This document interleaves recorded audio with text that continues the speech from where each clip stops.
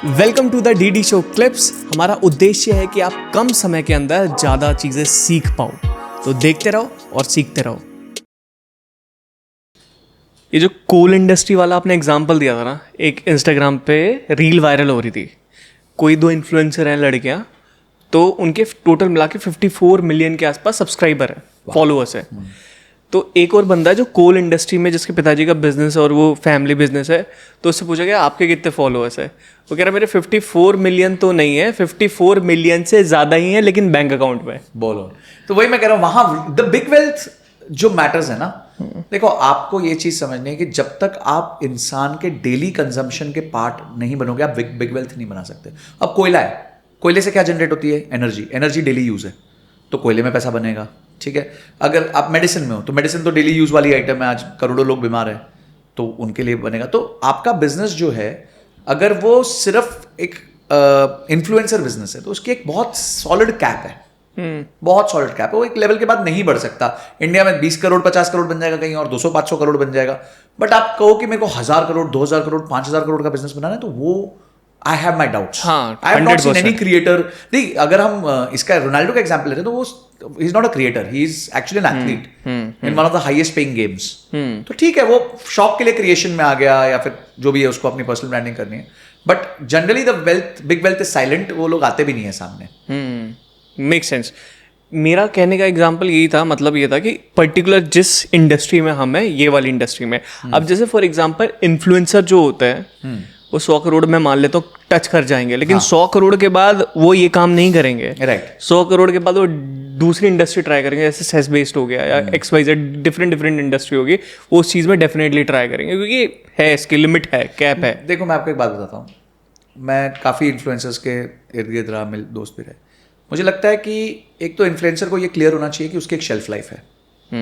People change, या तो वो बहुत एक्सट्रीमली रेलेवेंट रहे, बहुत कम लोग रह पाते हैं बहुत लंबे समय तक। अगर आप फिल्म इंडस्ट्री में देखें तो मेरे जहन में तो दो नाम आते हैं, Amitabh Bachchan, Shahrukh Khan, who have been relevant for a very long time, 50-60 years, मतलब जिसको सुपरस्टार हम कहते हैं। तो क्रिएशन इंडस्ट्री में हमेशा टेस्ट चेंज। आप आज सुपरस्टार हो सकते हो, तो नॉट नेसेसरली कि आप कंटिन्यूसली सुपरस्टार रहोगे। तो जब आप सुपरस्टार हो ना, तब आपको कुछ ना कुछ पैरेलल बिल्ड कर लेना चाहिए, नहीं तो आप बहुत पछताओगे आगे जाके।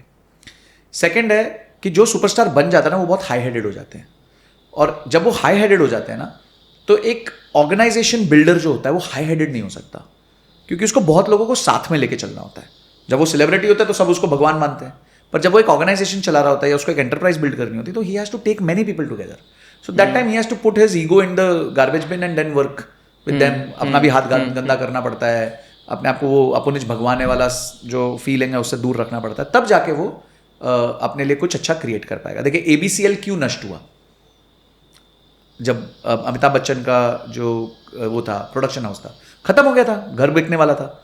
तो क्यों था? क्योंकि ऑब्वियसली वो ईगो ले गए, मतलब उन्होंने जो फिल्म्स करी वो राइट फिल्म्स नहीं थी। तो उनको किसी ने समझाया तो नहीं माने, क्योंकि वो अमिताभ बच्चन थे। फिर वो विनम्र हुए, उन्होंने नया रूप लिया, he came back, which is very good of him because he bounced back from where he was.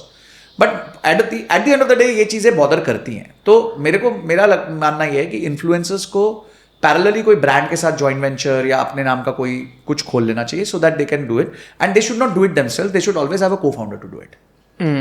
ठीक है, they should be the face of it. ठीक है, ब्रांडिंग बेच सके। जैसे मैं अलग को इस मामले में बहुत सल्यूट करता हूँ, अलग पांडे को। अलग Pandey was a great teacher, great educator, could help everybody, but he took help of Pratik Maheshwari. तो Pratik Maheshwari is the one who's building the enterprise, and physics वाला अलग Pandey is the one who's the face, who goes, teaches, ये सब करता है। उसको पता है यार, मेरे पीछे एक प्रतीक महेश्वरी है जो ऑर्गेनाइजेशन बिल्ड कर देगा, चला देगा, मेरे को सिर्फ फेस बनना है। तो उसको उसका रोल क्लियर है। बट इफ यू से कि मैं फेस भी रहूंगा, ऑपरेशंस में भी रहूंगा, I think it's not a very honourable thing to do. बहुत मुश्किल हो जाती है ऑर्गेनाइजेशंस को बिल्ड करना। इतने टाइम तक रिलेवेंट रहना इंडस्ट्री के अंदर, that is a very difficult part. आप देखो, इन्फ्लुएंसर आते हैं, बनते हैं, हाइक आता है, boom, down, out of the industry. बिल्कुल। ये जो रिलेवेंट वाली रहने वाली चीज़ है, कैसे रह सकते? जैसे शाहरुख खान हो गया और आपके अमिताभ बच्चन हो गए, और बीच में कुछ हीरोज आए थे बीच में, जैसे वरुण धवन वगैरह, वो गायब हो गए हैं, दिख ही नहीं रह गए. Nobody could be superstar. मतलब continuous being on the top all the time, being at the top of your game is only these two people. मेरे को नहीं लगता कि तीसरा ये कोई. कैसे करते हैं, रिलेवेंट कैसे होता है, कुछ आइडिया आपको इसके बारे में? देखिए, जो मैं समझता हूँ चीज़ें, and only from what I've heard of, let's say Shahrukh Khan, from hearsay sources और plus his own interviews, is one thing is कि लोग, वो बहुत अच्छी बात बोलते हैं कि लोग सक्सेसफुल होने के लिए मेहनत करते हैं. मैंने सक्सेसफुल होने के बाद बहुत मेहनत करी है. तो I think that is one thing. Second is you have to stay connected to the audience. अगर क्रिएटर अपने ऑडियंस के साथ नहीं कनेक्टेड है ना, तो वो खत्म हो गया. And one very classic example was Rajesh Khanna, कि ईगो बहुत ज़्यादा आ गई थी और थोड़ा एरोगेंट हो गए थे. Third is discipline, discipline, discipline. चाहे आप इस दुनिया के सबसे बड़े सुपरस्टार हो, अगर आपको टाइम पे आना है तो आपको टाइम पे आना है. अगर आपको मूवी में जो टाइम देना है वो टाइम देना है. उस टाइम पे आप वर्कर हो, उस टाइम पे फिर आप सुपरस्टार नहीं हो. आप एक ऑर्गेनाइज, एक प्रोजेक्ट के लिए आपका एक रोल है, ठीक है. कैमरे के आगे आपका रोल है, कैमरे के पीछे डायरेक्टर का रोल है, बहुत सारे स्पॉट बॉय हैं, बहुत सारा एक सिस्टम चलता है. तो अगर आप एक इन्फ्लुएंसर भी हो तो राइट टाइम पे वीडियो करना, राइट टाइम पे पब्लिश करना. अगर आपने कमिट कर दिया, जैसे मेरा कमिटमेंट है, अगर मैं 2 बार डालूंगा हफ्ते में वीडियो, तो 2 बार डालना ही है, ठीक है. और उसके लिए अगर मेरा मन नहीं कर रहा तो मन की नहीं सुननी है. करेक्ट. क्योंकि जिसने मन की सुनी वो तो बड़ा कर ही नहीं पाएगा. मन तो आपको हमेशा बोलेगा मत कर. He will find. मन तो सबसे शॉर्टेस्ट वे ढूंढता है ना हैप्पीनेस का, मत कर. मुश्किल तो ये है कि भाई मन नहीं कर रहा फिर भी जाके वीडियो तो करनी है यार. स्माइल लाना है, एनर्जी लानी है. मुझे भी मन नहीं करता बहुत बार नहीं करने का, वीडियो करना पड़ता है. पर करना पड़ेगा, तभी जाके आप रेलेवेंट रहोगे. चौथा, आपको कंटेंट में लेटेस्ट क्या चल रहा है, ट्रेंड्स क्या चल रहे हैं, you have to keep updated. देखिए, मैं आपको एक मजेदार बात बताता हूँ.